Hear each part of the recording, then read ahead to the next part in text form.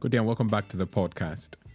As we continue this parenting journey, this fresh, modern, 21st century parenting journey, it's important that we don't allow things to just fall by the wayside.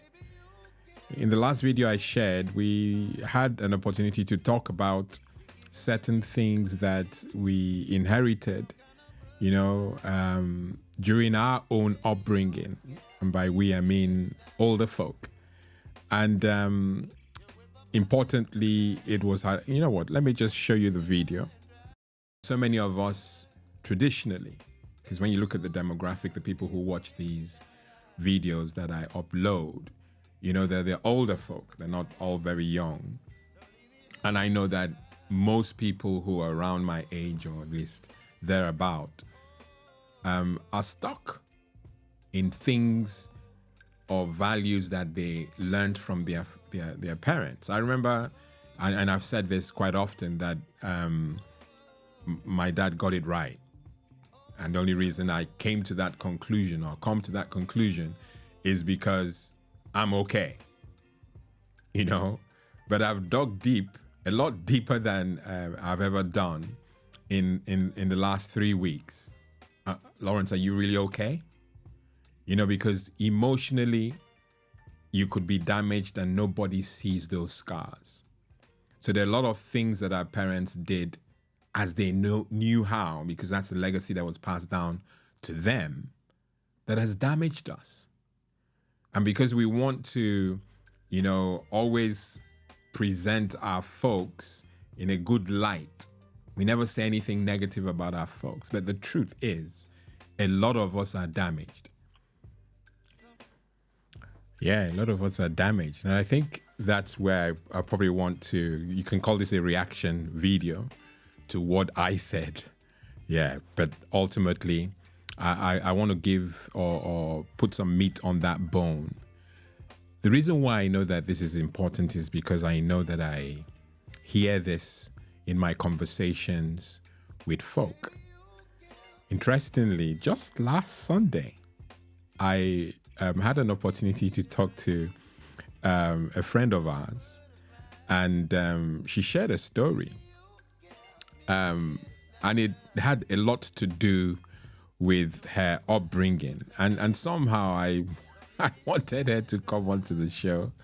And she said, no way that I should just take the information and share it with the community. And that's what I'm doing, really.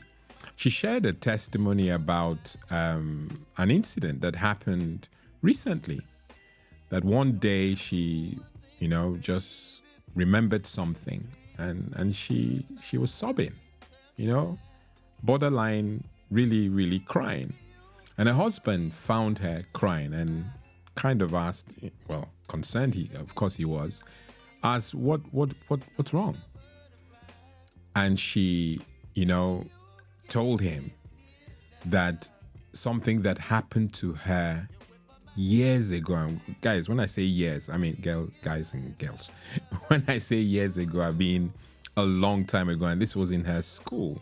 If I'm not wrong, I hope I'm not sharing the story incorrectly. But ultimately, this may have happened in secondary school. And that there was a gentleman, her teacher, who was unique. And that's me being respectful. Quite unique in his presentation. He wasn't very, very endowed with height. And he was French. And so, of course, in an African school, his accent would be unique. Again, I'm being respectful. But children being children, they really, really went at him. And they were laughing at him, mocking his voice, mocking his height. And this particular day, the lady told me that she, just busted out laughing when this was all going on, and the man obviously was embarrassed and all that. But she was just laughing at the man.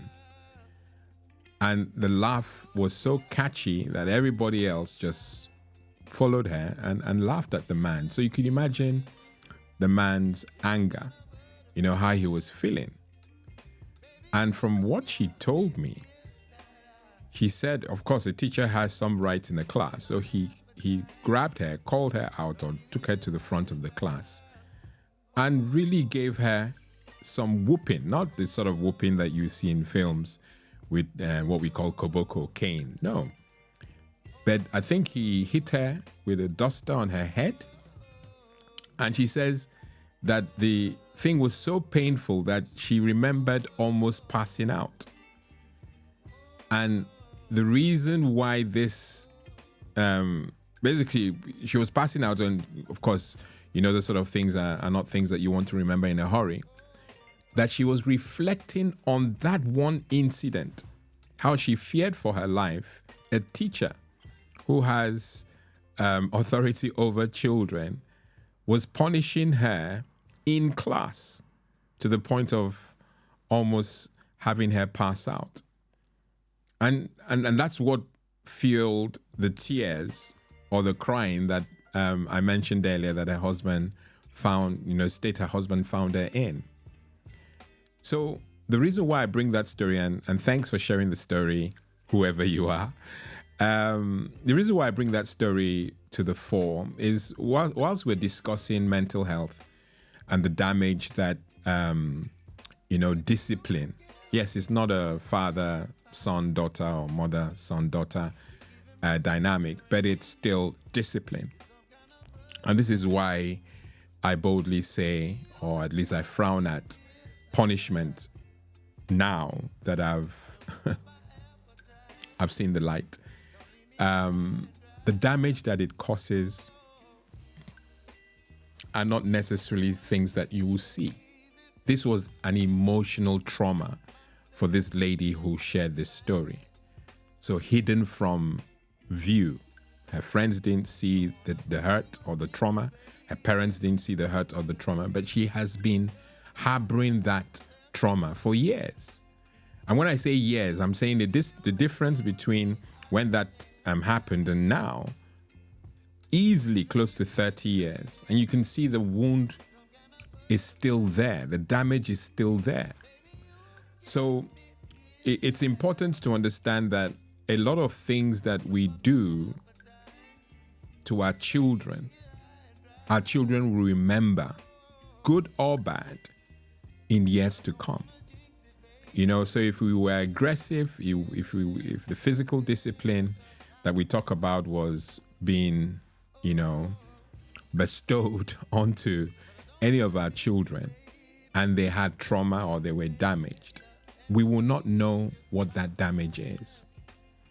And if you're scared by this story I've shared, then my job is done, because I'm trying to dissuade as many of us who, entertain this way of disciplining our children to move away from it. And I shared in the video that there are better ways. And in the coming weeks, so that I don't leave you destitute or, unattended to, I'll share some things that you can do that are way better than the physical punishment that we as a channel are frowning at and persuading you, to move away from.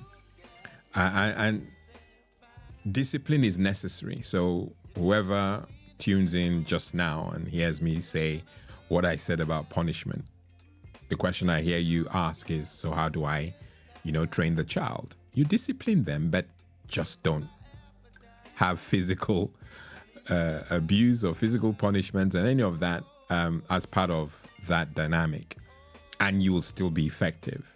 Yes, it's going to frustrate you because there's some things that the methods that I'll share with you in the coming weeks will not fix instantly. But like I told us at least 3-4 videos ago, there's a lot of humility, a lot of humble pie eating that you and I will have to, take on to make this work. But because we're invested in it, it's time well spent. It's a beautiful investment.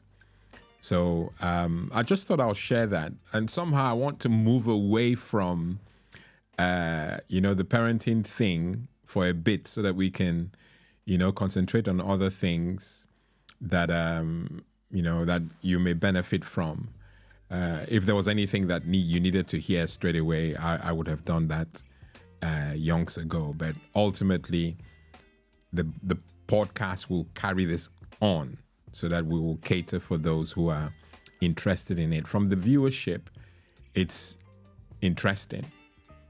It's people want to hear this.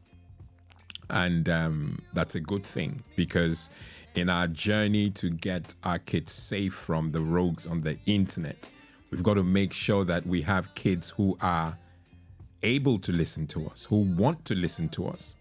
And the only way you do that is by connecting. Connecting instead of correcting aggressively. Connect with the child. And a lot of things will be easy, and all the things that we share around the cyber world and how we arm ourselves to prevent all those nasties will fall on, fertile ground, on kids who want to hear, who want to be part of that journey. So this is win-win, my favorite term, okay? I've been your host, Lawrence Edem. Until next week, God bless and goodbye.